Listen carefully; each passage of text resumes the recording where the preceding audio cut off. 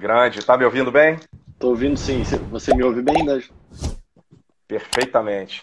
Gilberto, Primeira. poxa, me permita te agradecer demais. Você aceitou prontamente o convite para estar aqui. Prazer enorme, de verdade. Prazer enorme receber você. Eu sempre tenho um carinho muito grande de receber os colegas de Into. E você é um tremendo especialista no assunto. Pode ter certeza que eu estou honrado de te receber aqui, viu? Muito obrigado. Eu que agradeço o convite. D'Angelo já acompanha suas lives, às vezes ao vivo, às vezes fora do ar, e vejo um trabalho brilhante que você tem feito. E essa comunicação ortopedia e fisioterapia tem sido um barato. Bacana. Muito obrigado. Obrigado, legal. Obrigado por acompanhar a gente aqui. Dr. Gilberto Daniel Luiz é ortopedista, membro da Sociedade Brasileira de Ortopedia e Traumatologia, ASBOT, é especialista em ombro e cotovelo, é membro da Sociedade Brasileira de Cirurgia de Ombro e Cotovelo, coordenador do Centro de Cirurgia de Ombro e Cotovelo do Hospital São Lucas e é ortopedista do Centro de Cirurgia do Ombro e Cotovelo do INTO. É mais um parceiro de instituto que eu tenho o prazer de receber aqui. Maravilha, Gilberto. Família tá bem? Todos bem aí em casa? Todo mundo bem. Na verdade, minha família é de Santa Catarina, né? Então tá todo mundo lá. Até já vi que minha mãe entrou aí para dar uma espiada. Maravilha. Espetacular. Tem que aproveitar. É isso. É. É isso. Muito bom. Muito bom. Bom, vamos direto ao assunto aqui. Fraturas de úmero proximal. A proposta é que a gente aborde essa parte cirúrgica, né, a sua percepção, a sua prática, a sua expertise nesse tipo de correção cirúrgica, tá, após fratura. Então, primeiramente te perguntar quais são os critérios que você considera para a decisão sobre o tipo de tratamento na fratura proximal de úmero. O que você considera para conservador, para os diferentes tipos de tratamento cirúrgico? D'Angelo, a fratura do úmero proximal um tema bastante desafiador. Quando se você parar para num congresso de ombro com 100 especialistas, uma mesma fratura tu vai ter diversos tratamentos, dentre não fazer nada até uma prótese reversa. Já tive a oportunidade de presenciar isso, viu? Você está falando, eu corroboro. No próprio INTO mesmo, já presenciei isso. Então, hoje a gente vai falar de redução aberta, fixação interna. Então, a gente vai. Mas antes, a gente tem que entender que para decidir o tratamento, a gente tem que ver o paciente e o tipo de fratura. Lembrando, como você falou anteriormente, as fraturas de úmero proximal são 4% das fraturas do corpo humano. Daí, quando a gente pega esses 4%, só chega a 80% são tratamentos conservadores. Né? A fratura do úmero proximal, tradicionalmente, ela é uma fratura de tratamento conservador. Então, agora, quando a gente começa a falar de cirurgia, lá dos 20%, daí começa uma loucura. E agora? Eu hoje tenho uma situação bastante engraçada, que eu trabalho na emergência diretamente com a chegada do paciente e também eu trabalho com sobreaviso, com a especialidade mesmo. Quando tem uma fratura de úmero proximal, eu sou chamado ao hospital para operar. Então, como que a gente vai escolher isso? Como você falou no congresso, vai ter assim, uma fratura de úmero proximal, tratamento conservador, tipo e casa, cirurgia, osteossíntese ou artroplastia. A primeira pergunta que a gente faz, hoje o WhatsApp é super na moda, né? O paciente fotografia e pergunta para você, é cirúrgico o caso, Gilberto? O que você acha? Tem que operar? A primeira pergunta é, quem é o paciente? Essa é a primeira pergunta. A gente não trata raio-x, a gente trata paciente, né? Perfeito. Então, essa é daí quando a gente passa para um paciente, a gente tem que perguntar qual a idade do paciente, qual a qualidade óssea do paciente, qual é a autonomia do paciente. Isso tudo conta na hora da decisão da nossa conduta de fazer a cirurgia ou não. Então, esse um paciente mais jovem seria uma opção para um tratamento com RAF? Eu sei que tem uma série de nuances, mas considerando esse fator idade, você consideraria mais para um conservador ou mais para um cirúrgico? Como é que é? Daí considerando então, quando a gente fala de tratamento cirúrgico, a gente tem que falar das classificações de NIR, classicamente descritas em 1970. As classificações de NIR, elas dividem o húmero proximal em 4 partes. A gente divide o húmero com a grande tuberosidade, a pequena tuberosidade, a cabeça do húmero e a diáfise. Então, quando a gente fala em tratamento conservador e cirúrgico, a gente tem que pensar em desvios dessas 4 partes. O NIR, ele classificou 4 partes e daí ele diz que uma parte tem desvio quando tem um desvio maior que 1 centímetro ou uma angulação maior que 45 graus. Então, Perfeito. essa é a primeira. A gente bate o olho no raio-x e vê essas 4 partes que a gente está falando. E quando a gente vê num paciente jovem, a gente é muito mais criterioso para conseguir deixar o húmero numa posição anatômica, né? Então, o paciente jovem tem uma conduta completamente diferente do paciente idoso. O paciente jovem, a gente vai olhar desvios muito mais criteriosos, com uma perfeição anatômica mais criteriosa, e também vai sempre se preocupar em manter o estoque ósseo, né? Então, paciente jovem, tratamento, quando tem desvios, a gente tende a pensar rapidamente em cirurgia. Agora, no paciente idoso, agora fica difícil. Porque o paciente idoso, mesmo com desvios, a gente tem que considerar qualidade óssea e autonomia do paciente. E a expectativa do paciente também. Então, é bem difícil este tema. E depois que a gente decide qual é a fratura, a gente tem que decidir qual é a síntese que a gente vai fazer, né? Isso muda, também é outra questão que a gente tem que conversar depois sobre o que fazer. A primeira decisão é, vamos operar? A segunda decisão é, qual o método de fixação que a gente vai fazer? Perfeito, perfeito. Tem uma série de fatores. Realmente eu corroboro no que você falou. É uma das fraturas, né, um dos segmentos aí que tem mais divergência entre essas opiniões. Realmente é bem diversificado, concordo. Difícil a gente definir algo aqui. O paciente vem, Gilberto, com uma expectativa, tá, para você. Ele fez a fratura, vem com alguma expectativa. Como é que você faz? Isso é uma parte delicada pra caramba. Como é que você faz para alinhar a expectativa dele com a tua expectativa? Seja a tua maior e a dele menor, ou vice-versa, mas quando as expectativas são distintas. Isso. Como é que se dá isso? O paciente do consultório, um paciente que te escolheu, né? Um paciente que te perguntou, quem é o Dr. Gilberto? Ele perguntou para o vizinho, olhou na internet, olhou seu currículo. O paciente da emergência é um paciente dessa expectativa que você está falando. É o paciente que chegou, quebrou, está lá no hospital, e daí ele quebrou. Daí o plantonista pega uma foto e manda para o celular do Dr. Gilberto. Daí, neste exato momento, esse é difícil, né? Daí, por WhatsApp, hoje em dia, com a tecnologia, o plantonista lá do outro lado diz, o doutor Gilberto disse que é cirúrgico. Ele era um paciente rígido, que fazia tudo normal, que estava perfeito, e daí, naquele exato momento, ele recebe uma mensagem. O Gilberto disse que tem que operar. E aí, como que a gente vai fazer? Primeira coisa é a conversa. Saber quem é o paciente que a gente está falando. Daí eu tô em casa e as pessoas me perguntam, quando vai operar? Eu gosto de ir ao hospital conversar antes com o paciente, saber quem eu estou operando. E saber quais são as expectativas. E e explicar para o paciente a gravidade da lesão dele.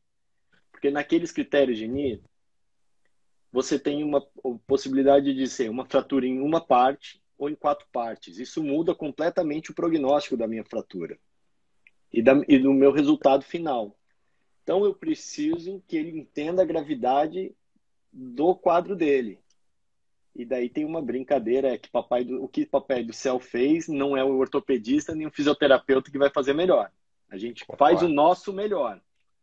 Mas mas explicar para ele que a partir do momento que ele teve um trauma, existe uma série de considerações que a gente tem que fazer a partir de então. E ele acreditar no nosso trabalho e saber que nós vamos fazer o melhor por ele. Isso é o nosso melhor meio, é a conversa sempre. Perfeito. Em geral, há algum problema, por exemplo, traz alguma dificuldade adicional na correção e na reabilitação? O paciente, por exemplo, tentar um tratamento conservador e de repente não ser bem sucedido, tá? E depois proceder com a cirurgia, 8 semanas depois, 6, 8 semanas, isso você acha que é deletério para o paciente? Ou, por exemplo, valeria a pena tentar um tratamento conservador? Porque mesmo assim, naquele borderline, né, de conservador ou cirúrgico, vale a pena tentar, porque se adiar um pouco a cirurgia, não vai trazer grandes transtornos. Como é que você enxerga isso? Eu enxergo que o adiar a cirurgia por pouco tempo, 3 dias, 7 dias, para operar o paciente no melhor momento clínico dele, e o húmero proximal é diferente do húmero do membro inferior, o paciente pode esperar, não depende do membro superior para se locomover, eu acho que 3, 5 dias, ok. Mas a partir do momento que você determinou que é cirúrgico, operar o quanto antes é melhor. Esperar 8 semanas para depois fazer a cirurgia, não acho que seja a melhor opção para o paciente se considerarmos inicialmente que o tratamento era cirúrgico. Porque quando a gente opera, não é só o osso que a gente quer estar tratando. Tem uma parte, tem um envoltório de partes moles gigantesco, que o fisioterapeuta entende muito mais do que a gente. Então, partes moles tem que ser bem tratada. E quanto mais tempo você demorar, mais encurtamento, eu prefiro operar antes. É interessante, Roberto, porque assim, operado já de imediato, a gente já tem rigidez, a gente já observa alguma rigidez. Sim. Né? Uma cirurgia realmente, eu só te provoquei realmente, uma cirurgia algumas semanas depois, aqui ó, para tirar, lembra até um ombro congelado. Lembra. Aquela limitação de abdução, de rotação lateral, ó, é isso aqui, se é que realmente o paciente vai conseguir restabelecer 100% do arte de movimento. Ele pode até restabelecer a funcionalidade, ok? Ele volta a ser funcional, mas muitas vezes a gente não percebe esse restabelecimento da amplitude 100%. Exatamente por conta dessa rigidez que às vezes é grosseira, é impressionante. A síntese é uma redução estável, fixa, para mobilizar precoce. O nosso maior objetivo é restabelecer a anatomia e mobilizar precoce. É dar a vocês a capacidade de trabalhar de forma confortável. Exato. Essa estabilidade absoluta é uma maravilha para a gente, realmente. Então, assim, quanto melhor a minha síntese, melhor o teu trabalho. Mais rápido eu libero para você.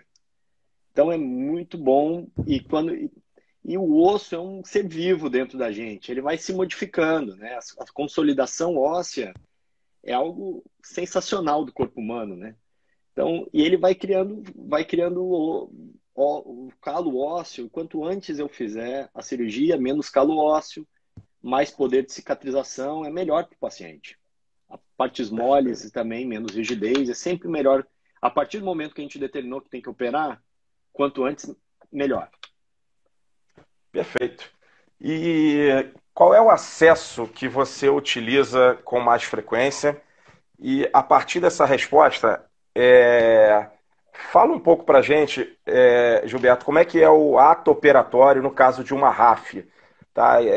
Porque para a fisioterapia é muito importante a gente saber, por exemplo, quais tecidos foram seccionados, o que foi reparado. Então, fala um pouquinho desse passo a passo, assim, D'Angelo, eu uso tal, abro assim, afasto aqui. Como é que é esse ato operatório? Ótimo. Quando a gente está falando em fratura de humor proximal, a gente tem que saber qual fratura agora. No geral, tem uma fratura que em jovens acontece muito, que é uma Pode fratura... escolher uma. Pode trabalhar com uma, vontade. Claro, a fratura da grande tuberosidade, que é porque ainda brincando, o paciente jovem, o osso, a transição do tendão com osso é tão forte que ele arrebenta o osso, mas não arrebenta o tendão. Então, no paciente jovem, você tem a fratura avulsão da grande tuberosidade. E ela desviada, ocupando o espaço do subacromial, vai me dificultar o arco de movimento, porque eu vou ter impacto quando elevar o ombro. Então, eu tenho que retirar este grande tuberosidade de dentro deste espaço subacromial. Daí eu tenho, neste momento, duas perguntas básicas. Qual acesso eu faço? Posso fazer o delto peitoral ou entrar na RAF do deltoide, fazer um mini acesso lateral para eu conseguir acessar só a grande tuberosidade. Se eu estiver falando só da região de grande tuberosidade, eu, Gilberto, faço um acesso lateral ao deltoide. Eu divulsiono as fibras do deltoide e caio de cara na minha lesão da grande tuberosidade. Eu não secciono mais nada. É pele, subcutâneo, deltoide. Não rasgo o deltoide. Eu só divulsiono ele nas fibras do deltoide. Afasto. Quando eu afastar, eu já caio de cara na grande tuberosidade. E daí eu vou optar por várias técnicas de sutura. Posso fazer uma ancoragem com âncora e depois fazer um paraquedas amarrando num parafuso lateral para fazer a redução desse fragmento. Isso seria uma opção. Agora, Gilberto, eu estou com dificuldade. Qual é o problema deste acesso, D'Angelo? Você tem um nervo axilar rodando o seu húmero. 6 centímetros abaixo do seu acrômio, você tem um nervo axilar. Então, se você for com muita sede ao pote, afastando com muita força, daqui a pouco eu vou ter práxia do meu nervo axilar. E daí é um terror para o ortopedista e para o fisioterapeuta também, porque ele vai ter que começar a reabilitar sem músculo. Sim. É um cuidado que eu tenho que ter neste acesso. O acesso lateral, eu tenho que ter cuidado do nervo axilar. Não estou confortável com esse acesso, D'Angelo. Não gosto de ver nervo. Tinha uma residente nossa lá do Into que brincava. Eu vi um nervo, eu não gosto. Eu vi um nervo, eu não gosto. Não quero ver nervo, D'Angelo. Então, o que eu vou fazer? Eu posso pegar um acesso muito seguro. O acesso do peitoral, o delto peitoral. Delto peitoral. É o acesso mais comum do ombro. Este acesso é um acesso anatômico. Eu não rasgo nada. Eu faço um acesso na pele. Quando eu acessar a pele, eu já vou pegar a veia cefálica. Eu vou encontrar a veia cefálica, eu vou afasto ela. Em geral, eu afasto ela para a lateral. Eu consigo encontrar o plano de clivagem entre o peitoral e o deltoide. Eu não vou rasgar nada. Até aí eu não rasguei nada. Perfeito. Quando eu divulsionar, já caí direto no meu subescapular. Então, neste momento, eu tenho deltoide para o meu lado, para o meu parte lateral, peitoral para o meu lado medial. Na minha frente, eu caí no tendão conjunto, que eu estou afastando também para medial. Já estou olhando de cara meu subescapular, meu cabo longo do bíceps, e aqui em cima eu estou vendo minha grande tuberosidade. E daí sim eu escolho novamente a minha técnica cirúrgica que eu optei naquele paciente. O acesso do húmero é um acesso anatômico. Você não rasga músculos. Muito melhor assim. Pô, e deixando o axilar em paz. Ótimo. Melhor ainda. Que nem diz a nossa residente, eu não gosto de ver nervo, eu não gosto de ver nervo. Então, com o tempo você vai redondo menor vão ficar em paz. É verdade. Maravilha. Tem alguma grande novidade, Gilberto? Algo recente realmente em relação à tecnologia para o ato cirúrgico, para auxiliar aí o médico? Tem alguma coisa nova assim? Ou que vai chegar no Brasil? Você tem a ciência? Não. Novo, que tem de novo no húmero proximal, que não é o nosso tema da aula, são as próteses, né? Antigamente se forçava muito a síntese, mas paciente idoso é um paciente que tem um osso fraco, é um osso osteoporótico, e nesses pacientes hoje a gente tende a ir mais para uma prótese reversa ou para uma artroplastia, para uma hemertoplastia. Então, e hoje se está puxando um pouco mais a tendência a fazer uma prótese reversa. Isso é o que tem de novo no húmero proximal. Mas dos implantes, nos anos 2000, surgiu um implante muito importante para a nossa prática, que seriam as placas bloqueadas de húmero proximal. Elas fizeram uma grande diferença para a gente no tratamento do húmero proximal. Daí, porque elas, para quem não sabe o que é placa bloqueada, antigamente a gente tinha uma placa colada ao osso por parafusos.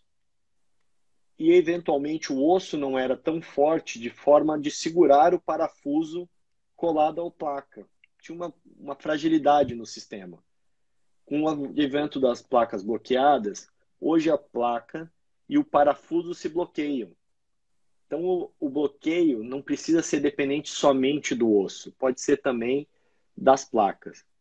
Perfeito. E o desenho das placas do húmero proximal virou um desenho anatômico, o que faz com que eu não precise colocar a placa tão alta que dá um impacto quando eu levanto o meu braço. Espetacular.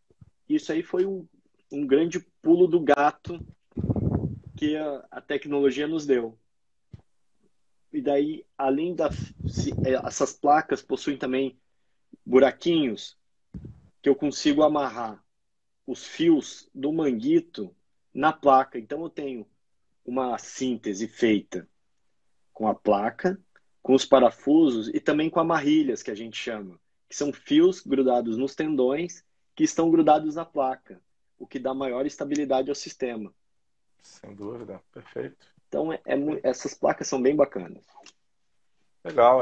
Você falou da artroplastia reversa, né? Tem crescido muito, realmente. Eu acabo acompanhando os anuários estatísticos e tem país que está realizando mais artroplastia reversa do que artroplastia anatômica. É impressionante. O quanto está sendo cada vez mais inserido aí as indicações estão aumentando, né? E os resultados têm sido excelentes, realmente. Sim. As artroplastias é um capítulo à parte. Teria que marcar uma outra aula para falar. Exatamente. É um caso à parte. Ela está hoje crescendo, mas no paciente idoso, tu tem um resultado mais previsível com as artroplastias reversas. Mas isso não impede que a minha osteossíntese tenha ótimos resultados. As osteossínteses sempre tiveram e sempre vão ter espaço no tratamento do húmero proximal. Manter o seu osso original é melhor do que trocar por uma prótese. Se tiver condições de manter a cabeça, eu prefiro manter a cabeça, sempre. Independente da idade. Legal. Isso é uma das coisas, quando a gente olha o raio-x, existem alguns critérios que nos dizem assim, este húmero, principalmente em idoso isso, que a gente tem mais preocupação. Qual é o idoso que vai evoluir com uma osteonecrose de cabeça de húmero? E daí a gente tem no raio-x alguns fatores que nos dizem. Hertel, que é o autor que descreveu isso, ele colocou 3 critérios para a gente observar os fatores de necrose, os fatores preditivos para necrose de cabeça do húmero, que seriam o cálculo maior do que 8 milímetros, um engage, que é o desvio da cabeça, e o deslocamento da cabeça. Estes 3 fatores, quando a gente olha o raio-x, quando a gente olhou o raio-x num paciente, tem 3 coisas que eu quero ver. São os fatores de Hertel. Porque eles nos dizem, 2 fatores somados, eu tenho uma tendência a ter 90% de osteonecrose da cabeça. Num paciente idoso, que eu tenho 90% de chance de osteonecrose da cabeça, eu não vou forçar uma síntese. Eu vou partir direto para uma artroplastia. Num paciente, daí você me pergunta, eu Gilberto, estou com 40 anos, quase. Eu prefiro forçar uma síntese em mim, num paciente jovem, manter a minha cabeça e meu estoque ósseo, do que fazer isso numa senhora de 80 anos. Na paciente de 80 anos, eu não vou forçar uma síntese. É uma paciente com uma expectativa diferente da minha. Sim. Então, isso é uma coisa que a gente tem que olhar. E o que você falou, realmente essa necrose vascular, ela é relativamente frequente, né? Ela é muito frequente. Pois é é uma taxa alta que tem. Eu já li sobre algo como 35%, é algo assim. Sim, Tem uma variação, claro, entre os estudos para um dígito, e já vi falando de quase 75%, Gilberto. É sim. um negócio realmente. E às vezes é assintomático, né? Isso Isso, também bem lembrado. atrapalha, né? É isso? Isso aí. Porque também, assim, a cabeça necrosou. E agora? Deu tudo É, errado, fiz tudo errado, chora, diz assim, Ih, fiz algo ruim para o meu paciente? Não. Pacientes com osteonecrose são completamente com. Tem vários deles que são assintomáticos e satisfeitos com a cirurgia. Por isso que manter a cabeça do húmero é sempre uma boa opção. perfeito, perfeito. Bom, que fatores você considera, Gilberto, que mais influenciam, já pensando no pós-operatório, o que mais influencia nessa progressão no pós-cirúrgico? Vamos continuar com uma RAF. O que mais Sim. influencia aí nessa progressão? Né? Quem é o perfil que progride mais rápido ou que pode progredir mais rápido? Qual é o perfil que pode progredir mais É, lento? eu vou fazer uma brincadeira. Para todos os pacientes eu brinco. Já fiz cirurgias maravilhosas que o paciente não ficou maravilhoso. E já fiz cirurgias que disse assim, poxa, podia ter ficado melhor e o paciente ficou maravilhoso. O estado de espírito do paciente é um fator muito importante para o nosso resultado final e essa relação médico-paciente, paciente-fisioterapeuta é super importante. Então, assim, a confiança na equipe é um dos fatores principais para essa relação. Falando da cirurgia, uma redução anatômica é um fator muito importante para o arco de movimento e para a força no pós-operatório. E uma síntese rígida para a liberação precoce do paciente é outro fator importante para nosso sucesso da cirurgia. Porque uma síntese Perfeito. rígida eu libero rápido para você e você reabilita precoce. Sim, verdade, verdade. O paciente chegou lá no meu consultório. Você fez a cirurgia, chegou lá no meu consultório. O que ele não pode fazer? O que ele já veio com a tua orientação? Assim, olha só, o senhor não pode fazer isso, isso. De novo, com a RAF, se você quiser pegar alguma especificidade aí também, à vontade. Mas Sim. eu quero saber o que é contraindicado no pós-operatório. Ah, contraindicado é pegar peso, fazer força. Porque eu não posso ter uma força maior no meu membro superior, porque o osso ainda não está colado, o osso ainda não está cicatrizado. Então, força-peso eu ainda não posso, porque os movimentos rotacionais ainda pode dar uma falha de síntese. Então, força eu não quero que faça por pelo menos aí 6 semanas. Eu peço para segurar. Eu não quero que Perfeito. faça força em movimentos rotacionais. Isso eu não quero. Então, primeiro deixar o bracinho parado na tipoia por uma semana. Depois a gente começa. Porque na primeira semana é uma semana dolorosa. Você já acompanhou o paciente no primeiro dia de pós-operatório que operou o ombro, Ângelo? Já, já. Eles reclamam Claro. mais que eles é engraçado que o que operou o joelho operou o ombro. Qual que reclama mais? Porque normalmente que operou o ombro. O É ombro. impressionante, o cara que operou o joelho, ele fica maravilhado, assim, ele levanta da cama e fala assim, ué, cadê a dor? É, É impressionante, assim, realmente. o ombro por alguma dói. O primeiro dia, 2, 3 dias dói. Então a gente explica isso para o paciente. Então, com 7 dias, não adianta, eu posso pedir para ele fazer qualquer coisa, ele não vai fazer porque dói. É impressionante. Sim, Mas depois perfeito. disso, eu não quero que pegue peso. Essa é o, é o que eu restringo. E depois a gente sempre. Uma coisa que lá no Inter é super importante o nosso trabalho, né? Porque o Into ensina a gente a trabalhar com multidisciplinaridade. Isso é super legal. Então, nos primeiros dias, o fisioterapeuta orienta coisas bobas que são uma dificuldade para quem opera o ombro. Sim, É colocar a camisa. Como é que você vai exatamente. colocar a camisa, Dani? como é que você vai fazer? Daí eu tinha uma coisa que eu sempre explicava, mas demorei para eu aprender isso. Como que você faz a higiene do braço operado? Pois é, já que não pode fazer o ativo, Se não tem pode fazer o todo o ativo, esqueminha, tem um vai para esquema. frente, né? Joga o braço para frente, faz um pêndulo. É isso. Só que isso eu sempre Exato. explicava. Então vamos fazer a higiene do braço operado. Só que eu nunca me toquei é como fazer a higiene do braço não operado. Isso eu aprendi há pouco tempo. Fiquei, caramba. Porque o cara tá com o braço machucado, ele não leva o braço até aqui. Sim.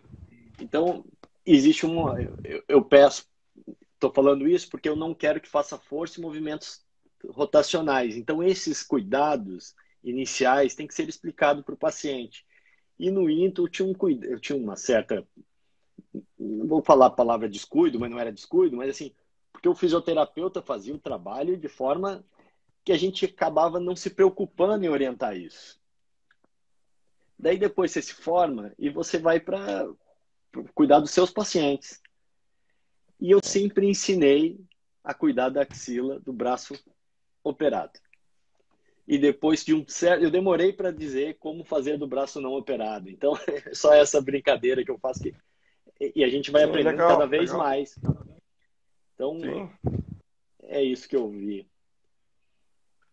Você falou, isso, o que você comentou no início sobre essas tensões, essas forças impostas junto à placa, junto ao osso.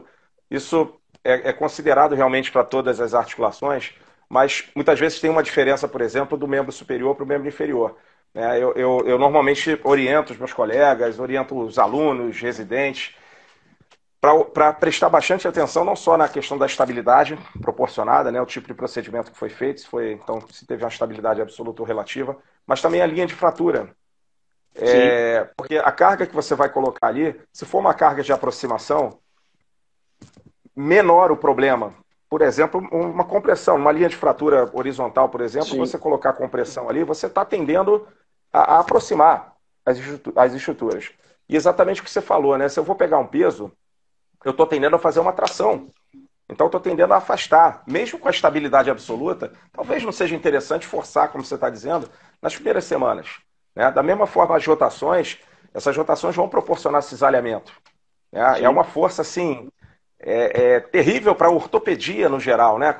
A gente sim, a gente deu uma beliscada em prótese, né? A gente tem a gente torce um pouquinho o nariz, não só no membro superior, mas no inferior também, com esse cisalhamento em relação à soltura da prótese, né? Aquela interface, principalmente cimento-osso, né? Ou mesmo prótese-cimento. A gente torce o nariz é. para essas forças, né? O cisalhamento, como você colocou, é uma força que a gente tem que saber lidar, a gente tem que estar atento a ela, realmente. Muito bem colocado por É, você, perfeito.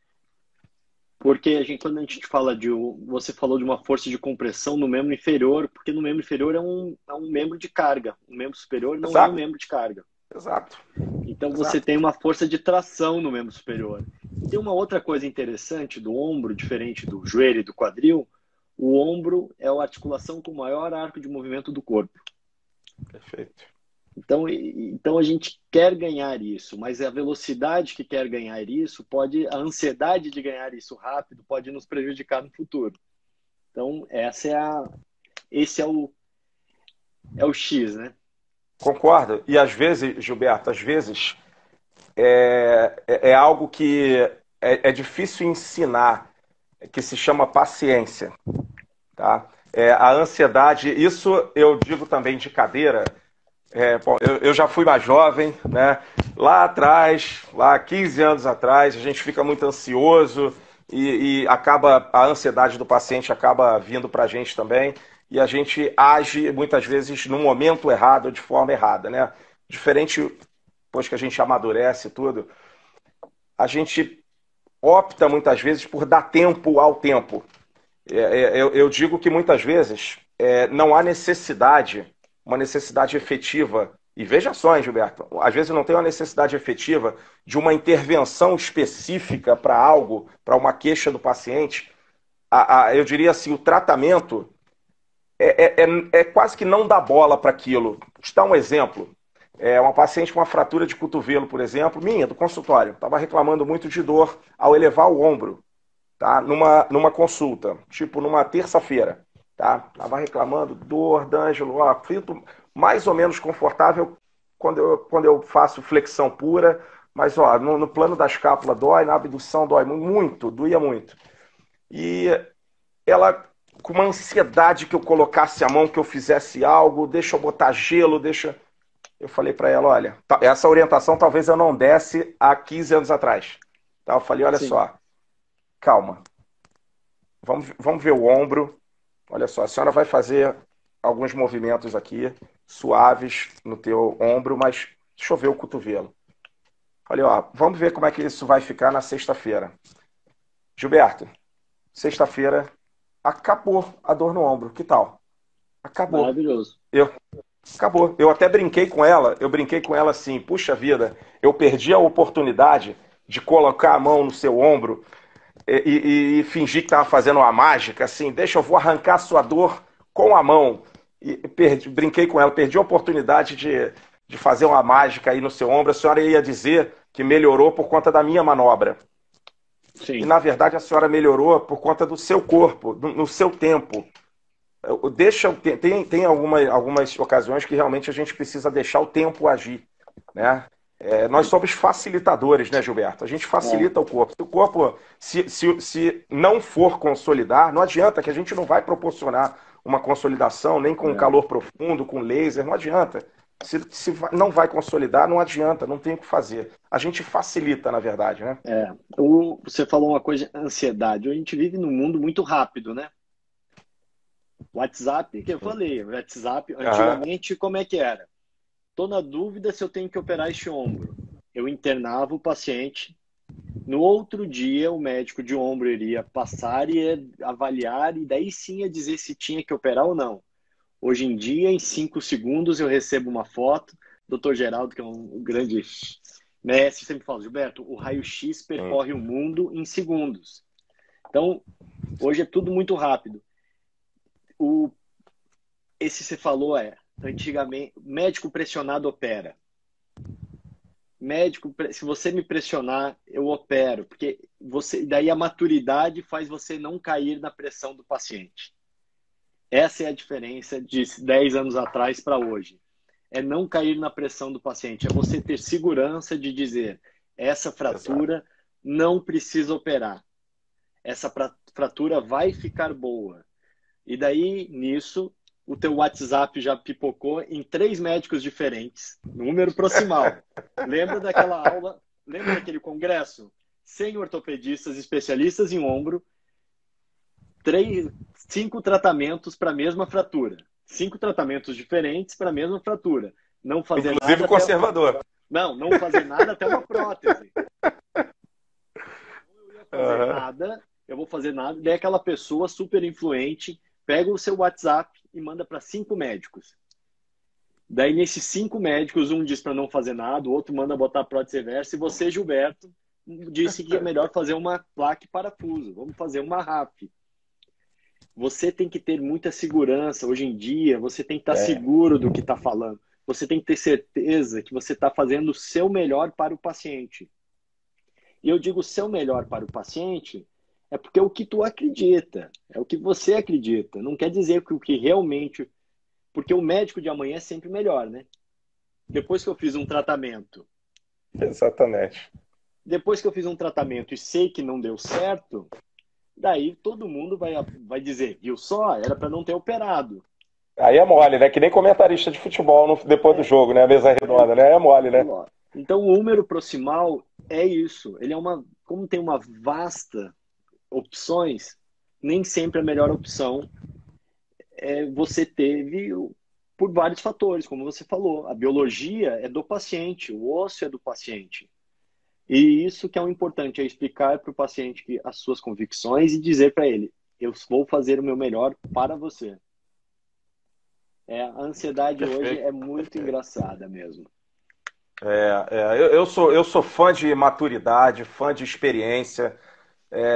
Nada como a expertise. É legal, é gratificante olhar para trás e ver o quanto que a gente mudou, né? O quanto que a gente está mais maduro, é o que você falou, a gente toma melhores decisões porque tem mais, não só a expertise, o conhecimento em si, né, mas a experiência, aquele feeling que não está no livro, Não não tá no livro. está no livro. Mas Né? daí isso é uma vantagem. Isso é uma Isso. vantagem isso é uma vantagem de estar no Into. Exato. Falo sempre isso aqui. Porque eu É sempre verdade. brinquei assim que eu era o irmão mais novo que chamava todo mundo para briga. Porque eu sempre tinha um irmão mais velho para fazer pergunta. O que que você acha de eu fazer isso? Porque eu, graças a Deus, eu pude usar do conhecimento deles para aprimorar o meu conhecimento. Então eu peguei casos difíceis já logo de começo, porque se desse problema eu tinha um irmão mais velho para me ajudar. Essa, Legal, legal. então eu tive essa vantagem. Eu tive essa vantagem na minha formação. Legal. Não, e bacana do Into também é que a gente pega casos, eu falei isso na terça-feira com um colega também, a gente pega casos muito complexos no Into. Demais. E a gente até estranha quando o negócio é muito simples, quando assim tá tudo liso, deu tudo certo, a gente fala, caramba, só isso. A complexidade é tão alta que você acaba aprendendo a lidar, né, com Sim. muitas, com muitas opções, com muitas possibilidades. Isso é bacana também. É uma experiência que realmente é única. Também sou muito É, grato ao Into nesses, sei lá, 16 anos, 17 anos lá. É um espetáculo, realmente. é, é legal. E, Gilberto, como é que. Fala da amplitude de movimento. é, qual seria a tua recomendação em relação à ADM ao longo das semanas depois de uma RAF? Você já mais ou menos deu uma beliscada nisso aí, mas qual seria uma orientação mais formal que você passaria, por exemplo, para mim, até É. como fisioterapeuta? D'Angelo, não faz isso, limita a elevação assim, como é que é? O que eu gosto disso é o seguinte: nem sempre o paciente tem acesso a isso, porque nós temos vários níveis de pacientes, até socioeconômicos, né? Que no Brasil nós Sim, vivemos num país onde que pessoas têm dificuldade para pagar o passe do ônibus para chegar ao fisioterapeuta. Então, assim, considerando que nós estamos num mundo perfeito e que ele tem acesso ao fisioterapeuta de forma rápida, você apresentar o que o fisioterapeuta consiga trabalhar os movimentos parados, só de lembrar que o músculo existe, contrai o deltoide, contrai tríceps, sem mexer, durante 3 semanas é o que eu gosto. Então, o meu pós-operatório de osteossíntese de húmero proximal é 3 semanas com o braço na tipoia. Lembrando sempre, o que eu operei foi o ombro, não foi o cotovelo nem o punho. Então, mexer cotovelo e punho, mexer sempre e não fazer uma brincadeira que eu faço é ser o ombro de brinco. Porque se o paciente manter o ombro assim, protegido, cheio de medo, durante 3 semanas, quando chegar no fisioterapeuta, ele não vai ter um ombro para resolver. Ele vai ter uma cintura escapular, um edema de membro, exato. assim, um linfedema horroroso. Então, não fazer seu ombro de brinco, mexer o cotovelo e punho e fazer o paciente lembrar dos outros músculos que existem, bíceps, tríceps e deltoide, sem mexer. Só lembrar que ele existe, contrair ele. Com 3 semanas, eu já começo a fazer os movimentos pendulares do ombro. Já gosto de liberar para movimentos pendulares. Com 4 semanas, com 15 dias eu tiro os pontos, né? Sim. Com 15 dias eu já tiro os pontos, com 3 semanas começo os movimentos pendulares, com um mês eu mando ele para o fisioterapeuta. E daí a Rotação gente lateral, pede você gosta de segurar um pouquinho mais? a rotação lateral, sim. Daí eu faço um raio-x com 15 dias. Este primeiro raio-x eu não tenho o objetivo de ver se está consolidado, se tem osso, não é nada disso. É só para ver se não tem falha da minha síntese precoce. Eu ter certeza que não teve uma falha precoce. Com um mês eu faço um segundo raio-x e daí sim, a minha síntese está igual o dia que saiu da cirurgia. Eu posso liberar para o fisioterapeuta sem medo. Olha só, Perfeito. a síntese está bacana, não tem falha, não está evoluindo de forma desfavorável. Vamos começar os ganhos de movimentos com fisioterapia. E aí começa uma situação. Vocês conhecem muito melhor que a gente as formas de ganhar esse arco de movimento. Eu não sou um médico que interfere diretamente assim, D'Angelo, eu quero que você faça isso, isso e isso. Porque tem médico que dá uma cartilha, né? Eu quero que você faça isso, isso, isso. Eu não sou muito assim, eu gosto de dividir isso com o fisioterapeuta. Ele Esse sempre. compartilhamento, Gilberto, é fundamental. E veja, eu particularmente, isso também é mais um aspecto que a maturidade, pelo menos, me ensinou. Né? Eu considero fundamental essa opinião do médico, viu? E te digo mais, eu vou além, tá? Eu respeito realmente qualquer posicionamento em relação a isso, mas se a gente fala muito de um trabalho não só multi, mas interdisciplinar, D'Angelo, eu não vejo problema, muito pelo contrário, eu vejo com muito bons olhos. Se você sim me sugerir alguma coisa, me sugerir, D'Angelo, olha só, não só faça isso, mas faça desse jeito. Ah, Eu, sim. D'Angelo, Gilberto, eu adoro isso. Eu adoro essa troca. Eu adoro Ah, essa. E sim. te digo mais, não só com o fisioterapeuta, mas com o médico. O médico mesmo me falando sobre movimento passivo, sobre isometria, concêntrico, excêntrico. Independente assim, D'Angelo, mas tecido mole, fisioterapeuta, trabalha mais com exercício, mas eu quero ouvir do cara que abriu, que cortou, que Claro. viu, que não adianta eu pegar um livro e ler sobre o acesso deltopeitoral e para ler, por exemplo, o que tecido é afastado, o que é seccionado, porque nem sempre só acontece aquilo. Você Ah, está sim. abrindo na hora, você pode fazer alguma coisa que, tudo bem, vai ser 5%, mas você que cortou o osso, assim como se eu serrar a madeira aqui, eu vou perceber serrando se tem cupim ou não tem, você está serrando, você sente na tua mão aquela qualidade óssea que muitas vezes na radiografia não parecia estar tão ruim.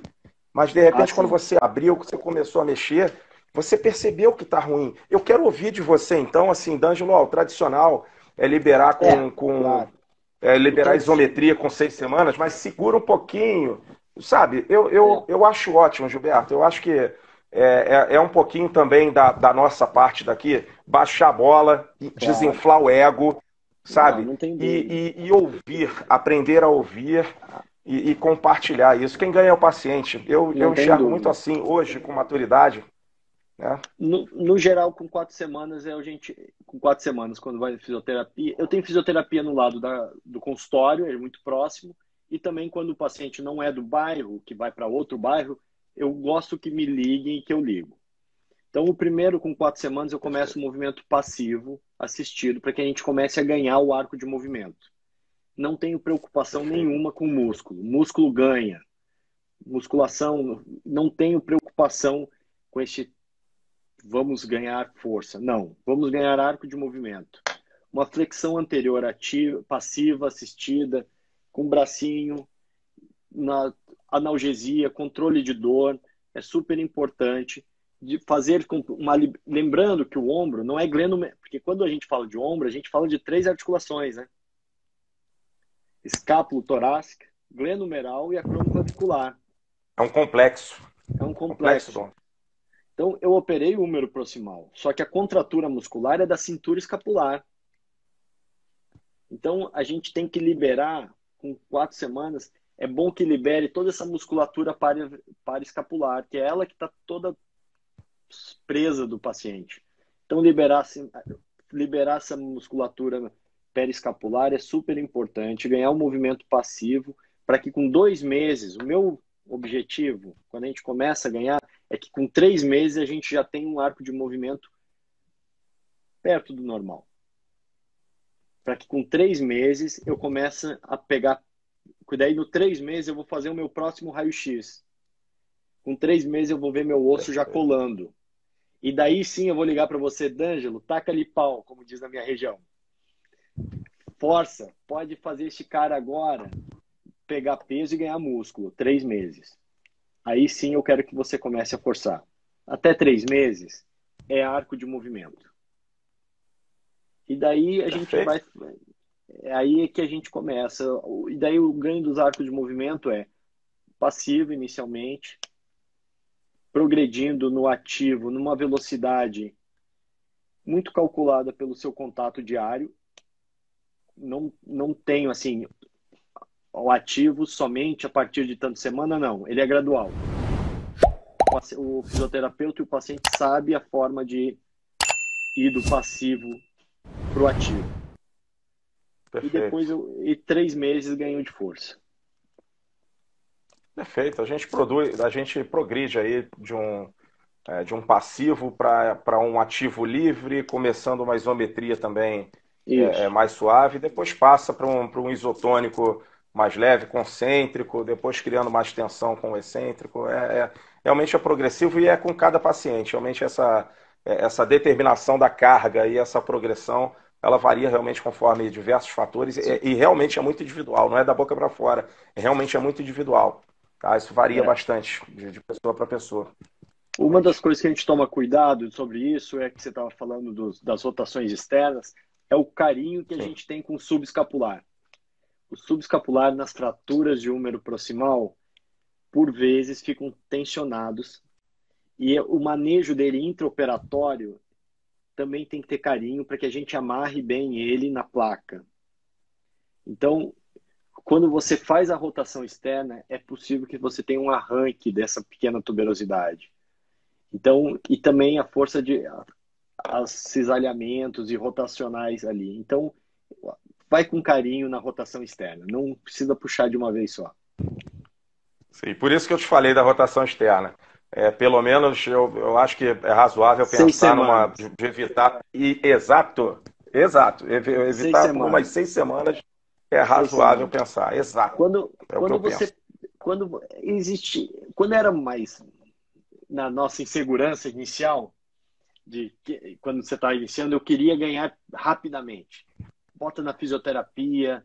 Mas quando você vai estudar, os estudos não mostram. Eles mostram um ganho inicial precoce, uma fisioterapia precoce, de ganho de arte de movimento e força. Nos estudos ele mostra um resultado bacana com 4 meses, mas com 1 ano de tratamento, a reabilitação precoce e a conservadora não tem diferença. É muito mais para acalmar o coração do cirurgião do que qualquer outra coisa.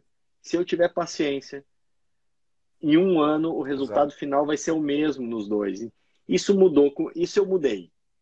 Se você quer saber uma das coisas, eu mudei. Eu seguro mais hoje meu paciente. Não assim, eu não tenho essa necessidade de reabilitar ele com 2 semanas. 2 semanas. Sim, perfeito. Muitas vezes eu concordo. Eu sei que, claro, não é o que você quer dizer. Claro, a gente reconhece que muitas vezes esperar demais, ser excessivamente conservador, claro que é ruim, mas o que a gente está falando aqui é de não ser excessivamente conservador. Exatamente, né? Isso pode gerar até instabilidade, enfim. Não é o ideal realmente, mas eu concordo com você, né? Muitas vezes a médio e longo prazo o resultado é o mesmo, tá? E é diferente, por exemplo, num caso de um atleta, ou pode ser diferente no caso de um atleta de alto rendimento, um cara que está no clube, que muitas vezes a gente tem que trabalhar ali no limite, porque ele tem uma pressão enorme para retornar. Então a gente trabalha ali num limite, né? A gente avança mais rápido, né? Tenta avançar mais rápido, mas talvez não tenha. O risco acaba, fato, sendo um pouco maior. A gente que tem que manejar esse risco, né? Controle entre não deixar ser excessivamente arriscado, mas também não fazer com que atrase muito o tratamento, porque para ele muitas vezes voltar 1 semana mais cedo já faz muita diferença. O clube que está pagando salário, enfim. Por isso que eu coloquei, que você está destacando também, né? Essa progressão do tratamento varia muito conforme o contexto. Tem muita característica para levar em consideração, realmente. Né? Quando você coloca... Você sinalizou também da... Diga. Quando você coloca o atleta de alto rendimento, daí nós estamos falando de um outro mundo, né? O atleta de alto rendimento... É outro mundo. O atleta de alto rendimento tem 5 anos da vida dele para... Hoje não. Hoje a gente viu nas Olimpíadas atletas de 35 anos ganhando medalha. Sim. Mas determinados esportes é pouco mesmo, Gilberto. Para determinados esportes esse tempo é curto, para outros um pouquinho É maior, tem maior. aumentado, mas Tem para alguns é aumentado. pouco mesmo. Então, assim, nós estamos falando de 5 anos de alto rendimento, de ápice de carreira. Então, 6 meses para ele é muita coisa.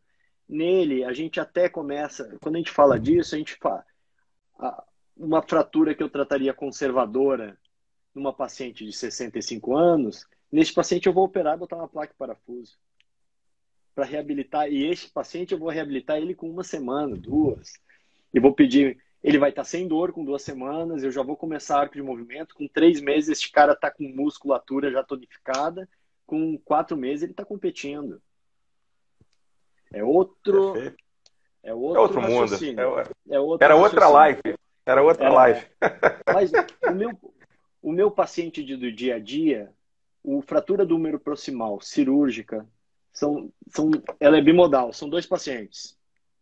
Um é um homem jovem por trauma de alta energia, que daí eu caio um pouco nesse de atleta, porque é um paciente que é um paciente mais ativo. E o outro paciente são mulheres de 70 anos, de 60 a 70 anos. São os 2 grupos de pacientes que a gente trata. Os pacientes jovens com esses traumas de alta energia são pacientes difíceis da síntese. O grande desafio do cirurgião de ombro é o paciente de 40 anos que quebrou uma fratura em 4 partes do braço, do húmero. Este é o grande desafio. Que este paciente estava andando de bicicleta, caiu e fez uma fratura de 4 partes no húmero proximal. Quando eu vejo isso, D'Angelo, eu já começo a chorar porque eu escolhi o ombro. Porque uma paciente de 70 anos, se tudo der errado, eu coloco uma prótese e dou a ela a expectativa, que foi o início da nossa aula, a expectativa que ela tem com 70 anos, eu vou dar a ela com uma prótese. Quando eu chego num paciente, 40 anos, que caiu de bicicleta e fez uma fratura em 4 partes, 40 anos, eu não posso pensar em prótese para ele. Então, o meu trabalho... Você tem razão, verdade. Então, o meu paciente... E daí eu não estou falando de um paciente de alta energia, não. Estou falando de mim e de você. Aquele corredor de final de semana, aquele pessoa que nada 2 vezes por semana, que gosta de fazer um crossfit que está na moda. Este paciente é o nosso foco de estudo. Porque eu preciso devolver para ele uma anatomia e preciso ter certeza, não que a gente não tem na medicina em nada, mas eu preciso garantir uma boa nutrição para essa cabeça, para que ela não necrose. Essa cirurgia é que é o meu grande problema. E daí começa a eu colocar pressão em você também, porque eu quero que esse cara tenha um arco de movimento para voltar para o CrossFit. Sim, verdade. Então, verdade. nosso maior foco na síntese e o maior desafio é o paciente jovem de 40 anos, 30, 50 anos, porque esse paciente precisa ser... Esse paciente é um tiro único, não dá para eu operar ele 2 vezes. Então, a primeira cirurgia é o fato. E depois a fisioterapia se eu com 40 anos devolvi uma síntese perfeita, grande tuberosidade está no lugar, pequena tuberosidade está no lugar, eu libero para você mais rápido. Porque a qualidade óssea dele é melhor. Que é isso que nós dois temos que conversar. Qual é a qualidade óssea e qual é a segurança na síntese que eu tive.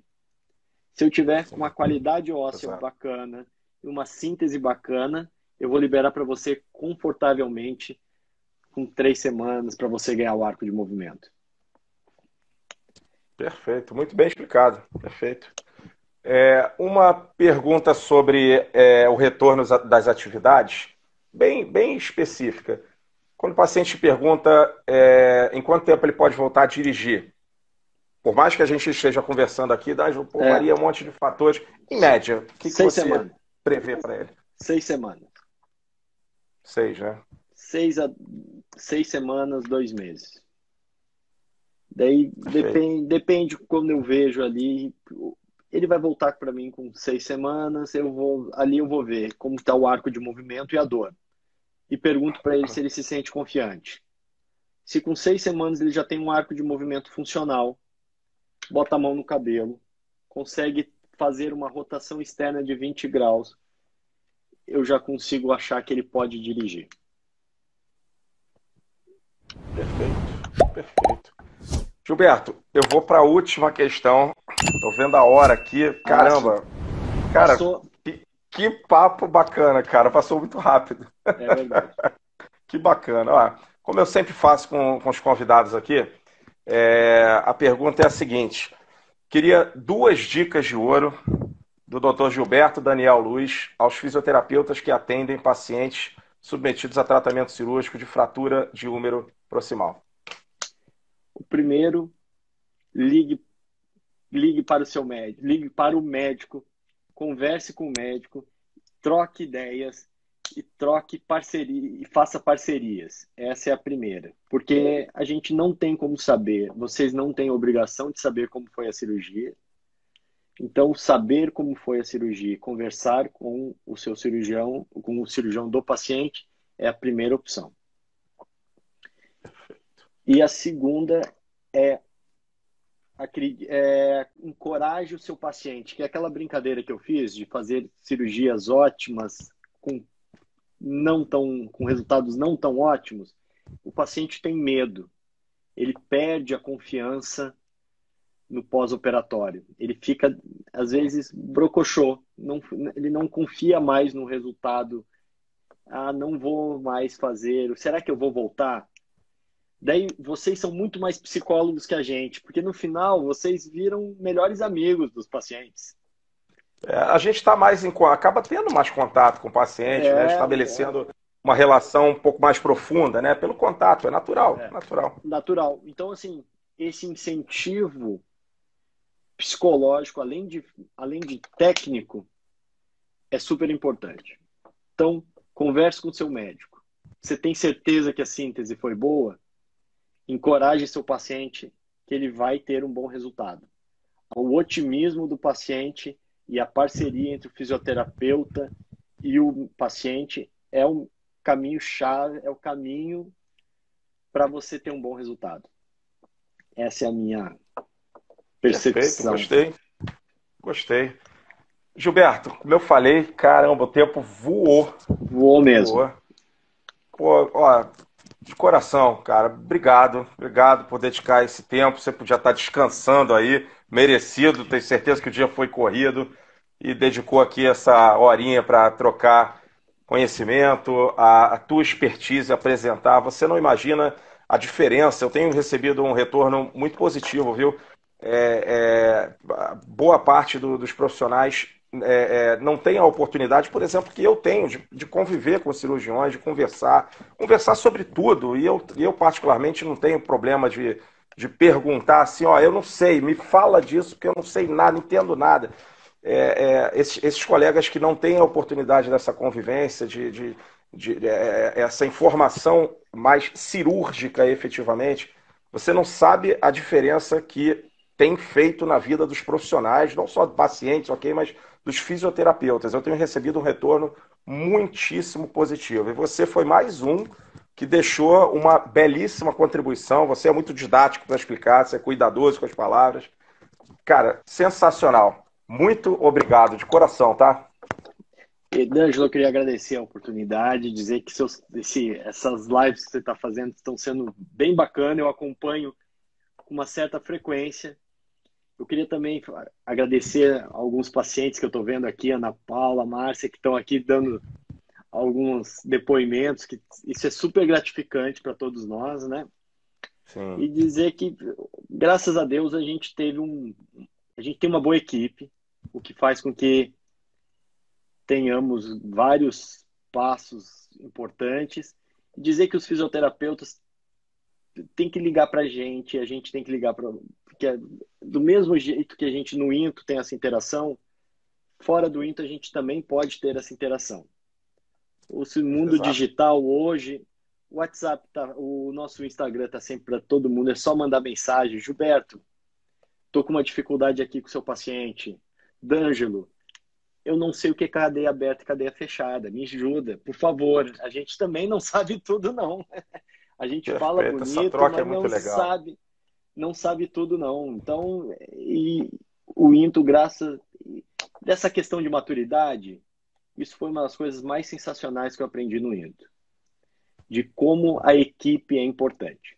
E digo de coração isso, não é uma. Quando a gente ainda passei para o vestibular de medicina, virei doutor, né? Daí vira doutor é quem faz doutorado. Daí quando você vai, isso é uma bobagem tão grande, tão grande.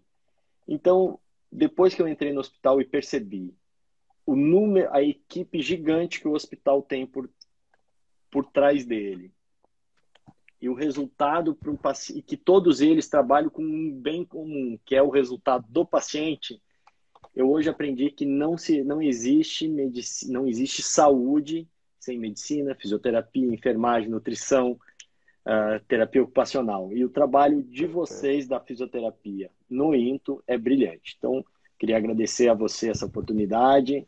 Eu agradecer, falar que suas lives estão muito bacanas e que a gente vai continuar acompanhando isso aqui tudo. Obrigado pelas palavras, Gilberto. Aí, ó. Doutor Gilberto, maravilhoso, obrigado por tudo. Já vai ganhar um doce aí, ó. Olha que maravilha. A Ana Paula é perigosa, porque eu já estou com alguns quilos são dela, então não pode, ela não vale. Maravilha, obrigado a todos pela presença aqui, por prestigiar. A live vai ficar gravada, já está lá no meu feed para quem quiser assistir, viu? Gilberto, saúde para você e para a família, fica com Deus. A gente se encontra lá no Into. Para vocês também. Tchau, tchau. Grande abraço, tchau, tchau.